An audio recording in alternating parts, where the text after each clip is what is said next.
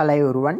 అఫీషియల్గా మనకి environment, forest and climate change మంత్రిత్వ శాఖ పరిధిలో గల institute of forest genetics tree breeding సంస్థ నుండి వివిధ ఉద్యోగాల భర్తీకి నోటిఫికేషన్ అయితే రిలీజ్ చేయడం జరిగింది. సో ఇక్కడ మనకి ఎలాంటి ఉద్యోగాలు భర్తీ చేసినారు, ఎడ్యుకేషన్ క్వాలిఫికేషన్ ఏమిటి, డీటెయిల్స్ అన్ని కూడా చెప్తాను ఇదే వీడియోలో. సో ఇక్కడ మీరు గమనిస్తే మనకి అఫీషియల్గా మనకి institute of forest genetics tree breeding సంస్థ ద్వారా అయితే నోటిఫికేషన్ అయితే రిలీజ్ చేశారమ్మా. కేవలం మనకి ఇక్కడ 16 పోస్టులు అయితే భర్తీ చేస్తున్నారు. సో మరి ఇక్కడ ఎలాంటి పోస్టులు భర్తీ చేస్తున్నారు అని వాటి గురించి తెలుసుకుంటే, సో ఇక్కడ చూడండి మనకి మల్టీ టాస్కింగ్ స్టాఫ్ అంటే ఎవరు లేదమ్మా. సో అంటే క్లర్క్ పోస్టులు అమ్మ ఇవి, ఓకేనా. సో తర్వాత లోయర్ డివిజన్ క్లర్క్ పోస్టులు, టెక్నీషియన్, టెక్నికల్ అసిస్టెంట్ లాంటి ఉద్యోగాలు అయితే భర్తీ చేస్తున్నారు. మరి ఎడ్యుకేషన్ క్వాలిఫికేషన్ ఏమి ఉండాలంటే మీకు ఎవరైతే మల్టీ టాస్కింగ్ స్టాఫ్ పోస్టులకు ఎవరైతే అప్లై చేసుకుంటారో సో వాళ్ళైతే 10వ తరగతి పాస్ అయితే సరిపోతుంది. సో తర్వాత లోయర్ డివిజన్ క్లర్క్ పోస్టులకు ఎవరైతే అప్లై చేసుకుంటారో సో వాళ్ళైతే ఇంటర్మీడియట్ పాస్ అయితే సరిపోతుంది. కానీ మీకు టైపింగ్ స్కిల్స్ అయితే ఉండాలంటున్నారమ్మా. సో అది కూడా మీకు ఫర్ మినిట్కి 30 వర్డ్స్ టైపింగ్ స్కిల్స్ మీకైతే ఉండాలంటున్నారు.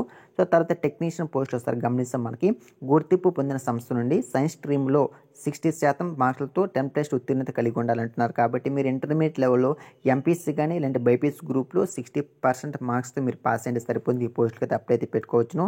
సో తర్వాత టెక్నికల్ అసిస్టెంట్ ఉద్యోగాలు గమనిస్తే మనకి గుర్తింపు పొందిన సంస్థ నుండి సైన్స్ స్ట్రీమ్లో సంబంధిత విభాగంలో అగ్రికల్చర్, బయోటెక్నాలజీ, బాటనీ, ఫారెస్ట్రీ, జువాలజీలలో బ్యాచిలర్ డిగ్రీ ఉత్తీర్ణత సాధించుంటే ఎవరైతే ఈ కోర్స్ చేసింటారు డిగ్రీ లెవెల్లో సో వాళ్ళైతే ఈ పోస్టుకి అయితే అప్లై చేసుకోవచ్చు. క్లియర్గా ఇక్కడ మనకైతే మెన్షన్ అయితే చేయడం జరిగింది. సో మీకు కట్ ఆఫ్ డేట్ ఇచ్చేసారు 2024 లోపల మీకు కోర్స్ అయితే కంప్లీట్ అయి ఉండాలంటున్నారు. సో తర్వాత గరిష్ట వయసు అంటే ఏజ్ లిమిట్ వస్తారు. గమనిస్తాం మనకి multi tasking staff lower division clerk ఉద్యోగాలకు 18 సంవత్సరాల నుండి 27 సంవత్సరాల లోపు వయసు కలిగి ఉండాలి. టెక్నీషియన్ ఉద్యోగాలకు 18 సంవత్సరాల వయసు నుండి 30 సంవత్సరాల లోపు వయసు కలిగి ఉండాలి.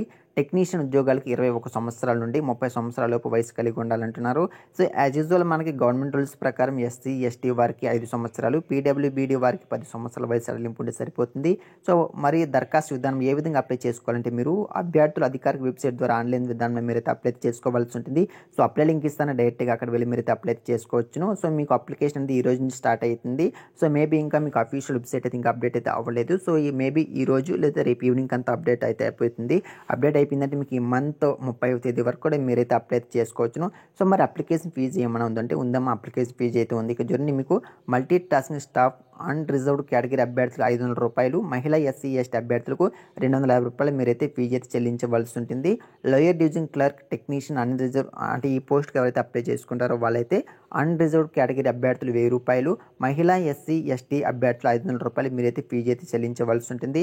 తర్వాత టెక్నికల్ అసిస్టెంట్ అన్రిజర్వ్డ్ కేటగిరీ అభ్యర్థులు 1500 రూపాయలు, మహిళా ఎస్సీ ఎస్టీ అభ్యర్థులు 750 రూపాయలు మీరైతే పేమెంట్ అయితే చేయవలసి ఉంటుంది. సో తర్వాత పీడబ్ల్యూబీడీ అభ్యర్థులకు పైన పేర్కొన్న అన్ని పోస్టులకు సంబంధించి ఎటువంటి ఫీజెస్ ఏమీ లేదు. పీడబ్ల్యూబీడీ అభ్యర్థులకు మా జీతం ఒకసారి గమనిద్దాం.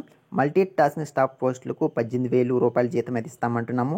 లోయర్ డివిజన్ క్లర్క్ పోస్టులకు 19,900, టెక్నీషియన్ నెలకు 21,700, టెక్నికల్ అసిస్టెంట్ నెలకు 29,200 రూపాయలు పేమెంట్ అయితే ఇస్తామంటున్నారు.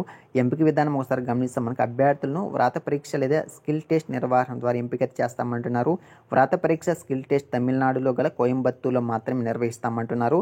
వ్రాత పరీక్ష OMR ఆధారిత మల్టిపుల్ చాయిస్ ప్రశ్నలు ఉంటుంది. రుణాత్మక మార్కుల విధానం కూడా ఉంటుంది అంటున్నారు. అంటే ఇక్కడ మీకు నెగిటివ్ మార్క్స్ ఉంటాయి, మల్టిపుల్ చాయిస్ క్వశ్చన్స్ అయితే ఉంటాయి అంటున్నారు. సో తర్వాత ఇంపార్టెంట్ డేట్స్ ఒకసారి గమనిద్దాం. మీకు ఆన్లైన్ విధానంలో మీకు అప్లికేషన్ అయితే ఈ రోజు నుంచి స్టార్ట్ అయితే అవుతుంది. సో ఇంకా మీకు అఫీషియల్ వెబ్సైట్ అయితే అప్డేట్ అయితే అవ్వలేదమ్మా. మీకు అప్లై లింక్ ఇస్తాను. So at the same time notification PDF link ఇస్తాను, డౌన్లోడ్ చేసుకొని ఒకసారి మీకు చెక్ చేసుకోండి. అక్కడి నుంచి డైరెక్ట్గా మీరైతే అప్లై చేసుకోండి. సో ఈ మంత్ 30 వరకు మీరైతే అప్లై చేసుకోవాల్సి ఉంటుంది. సో మరి వ్రాత పరీక్ష అనేది మీకు జనవరి 2025 లేదా ఫిబ్రవరిలో మీకు అయితే కండక్ట్ అయితే చేస్తామంటున్నారు. సో మీకు ఇంకా మళ్ళీ అఫీషియల్ వెబ్సైట్లో మీకు అప్డేట్స్ అన్ని కూడా పెడుతుంటారు. మీరు ఎప్పటికప్పుడు చెక్ చేసుకుంటూనండి. అర్హత నిర్ధారణ కొరకు కట్ ఆఫ్ తేదీ అనేది మీకు ఈ మంత్ 12 వరకు అయితే ఇచ్చారమ్మా. ఇక్కడ మీరైతే గమనించవచ్చు. మీకు క్లియర్గా మనకి ఇక్కడ నోటిఫికేషన్ ఇచ్చేసారు. అట్ ది సేమ్ టైం మనకి అఫీషియల్ వెబ్సైట్కి ఇచ్చేసారు. సో 2 లింక్స్ ఇస్తాను, అక్కడికి వెళ్ళి డైరెక్ట్గా మీరు అయితే అప్లై అయితే చేసుకోండి. సో ఇది వీడియోని తప్పకుండా లైక్ చేయండి, ఛానల్ సబ్స్క్రైబ్ చేసుకోండి. టెలిగ్రామ్ అండ్ వాట్సాప్ గ్రూప్లో జాయిన్ అయిపోయినామా. అక్కడ డైలీ నేను మీకు అప్డేట్స్ అని కూడా పెడుతుంటాను. So thank for watching this video.